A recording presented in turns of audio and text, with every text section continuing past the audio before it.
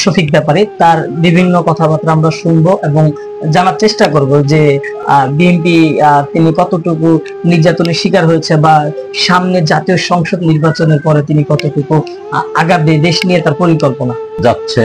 আমি 2004 সাল থেকে দলের জন্য অনেক নিবেদিত প্রাণ হিসেবে কাজ করেছি। 2018 সালে আমাকে গুম করেছে, তারপরে আওয়ামী লীগ সরকার 19 সালে আমাকে একটা মামলা দিয়েছে, তারপরে 23 সালে বলতে এটা কি বোঝাচ্ছেন? গুমটা মানে কি? গুম আমাকে ডিবি অ্যারেস্ট করে। কোথা থেকে? ইয়ার থেকে, কালশি রোডের মাথার থেকে। আমাদের একটা দলীয় অনুষ্ঠান ছিল, হরতালের প্রোগ্রাম ছিল, ওই প্রোগ্রাম থেকে আমাকে অ্যারেস্ট করে 8 দিন আমাকে নিখোঁজ করে রাখে, অনেক নির্যাতন করে, আমাকে অনেক টর্চার করে ডিবিতে। তারপরে আমাকে একটা মিথ্যা মামলা দিয়া জেলখানায় প্রেরণ করে। আমি দীর্ঘ 8টি মাস জেল খেটে বেরোয়েছি। বেরোনোর পরে 19 সালে আমাকে আরেকটা মামলা দিছে, আমি তাও দীর্ঘ 6টি মাস জেল খাটি। তারপরে 18 সালে 10 আগস্টে আমাকে একটা মামলা দেয়। ওই মামলায় আমি 24 সালে বের হওয়ার পরে আমি জুলাই আগস্ট এই পর্যন্ত এই মামলায় রিমান্ড খেটেছেন কতবার? রিমান্ড খেটেছি আমি 3বার। একবার 3 দিন দিয়েছে, আর একদিন দিয়েছে, একবার দিয়েছে 2 দিন, আরেকবারও 3 দিন দিয়েছে।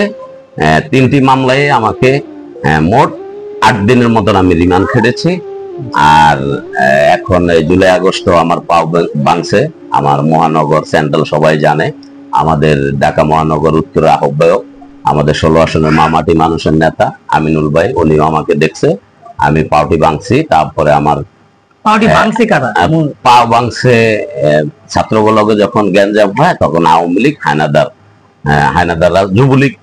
যুবলীগ ভাঙছে। এইখানে দড়িপাড়ার মনির মোল্লার লগে আমার 10 নম্বর একটা গ্যাঞ্জাম হয়, ওই গ্যাঞ্জামে আমার পাউটি ভাঙে। আচ্ছা, বর্তমান যে রাজনৈতিক পরিস্থিতি, যেভাবে দেশটা চলছে, ধরেন সামনে আগাম জাতীয় সংসদ নির্বাচন ফেব্রুয়ারি মাসে হওয়ার কথা, এখন পর্যন্ত কোনো ডিক্লেয়ার করা হয়নি যে ফেব্রুয়ারি মাসে নির্বাচন হবে, এরকম কিছু বলা হয়নি। তবে নির্বাচনের ভিতরে আপনার পরিকল্পনা কি, যে বিএনপি যদি নির্বাচনে জয়ী হয়ে সরকার গঠন করে আপনার ভূমিকা থাকবে কোথায়?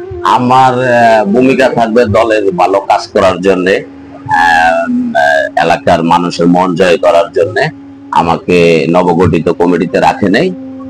যদি নবগঠিত কমিটিতে আমাকে যুগ্ম আহ্বায়কের চিঠি দেওয়ার কথা যদি আমাকে দেয় এবং দল আমাকে দায়িত্ব দেয়, সর্বোচ্চ আমার যা কিছু করার দরকার, আমিনুল ভাই আমার 16 আসনের অভিভাবক, তার জন্য ভোট চাওয়ার জন্য মানুষের কাছে যাওয়া, মানুষেরকে ভালো কাজ করা, আমিনুল ভাইয়ের পক্ষ হয়ে মানুষের, যেমন অনেক মানুষের সমস্যা আছে, বিভিন্ন সমস্যাগুলা, এই দিকগুলা যদি দল আমাকে দায়িত্ব দেয় এবং দলীয়ভাবে আমাকে দায়িত্ব দেওয়া হয়, এলাকার যে ভালো কাজগুলা আমি সেই কাজগুলা করব এবং আমার দলের যেন আমার কাজে যেন কোনো অসন্তুষ্ট না হয় আমার এলাকার মানুষ, যে আমাকে কেউ খারাপ না বলতে পারে এবং আমার দলকে খারাপ না বলতে পারে। বর্তমান দেখছি যেটা, যে যেখানে তাকাচ্ছি সেখানে দেখছি যে বিএনপির হাইব্রিড নেতা বলতে মানে আপনারা কি বোঝাচ্ছেন বা আমরা বা কি বোঝাচ্ছি, এর একটু বলতে পারবেন? হাইব্রিড বলতে আমাদের দলে আমাদের নীতি নির্ধারকরাও বলছে, জাস্ট আমাদের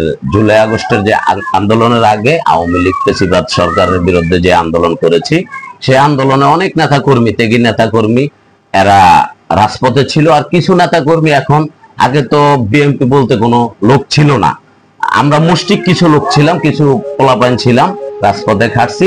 এখন 5 তারিখের পরে যারা এক সময় আওয়ামী লীগ, স্বেচ্ছাসেবক লীগ, যুবলীগ, ছাত্রলীগের সাথে যারা দাপায়া বেড়াইছে রাজপথে, তারা এখন বিভিন্নভাবে আমাদের দলে অংশগ্রহণ করেছে, আমাদের দলে তারা অনুসারী হয়ে